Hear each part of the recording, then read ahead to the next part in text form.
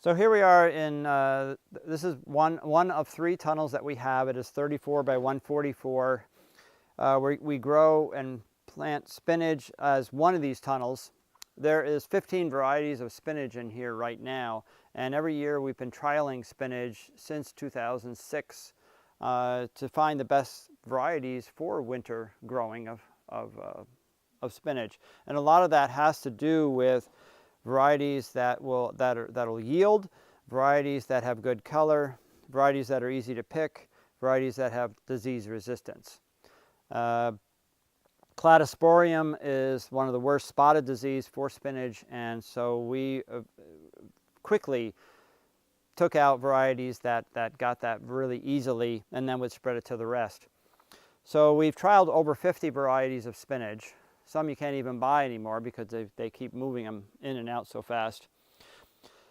But this tunnel was planted last October 1st.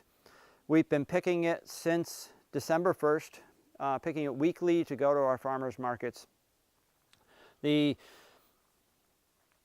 yield, or the amount that this yields during the really cold temperatures of December and January, are low, so we have a tendency to pick a lot of the tunnel every week to try to get the numbers, which is usually between 100 and 200 pounds of spinach a week to go to the markets. It takes us a bit of the tunnel. Now, when you're getting into March, the sun is getting strong, days are getting long, the soil is getting back to being warm. The explosive growth of the spinach right now would let me pick about 600 pounds in this spinach, in this tunnel right now.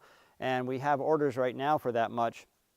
But 3 weeks later, I could pick another 600 pounds. So right now, the explosive growth is, you've got 2 choices here. You can find other avenues of selling the large amounts, or you could take out some of it and plant some of the spring things like we'll plant head lettuce for the farmers markets for May 1st sales. So we already have in our greenhouse, having them come. But some of these spinaches are not as productive and we don't like them as well. They're harder to pick. So we'll eliminate them for next year's variety trial, but then we'll also give us space to put in new things.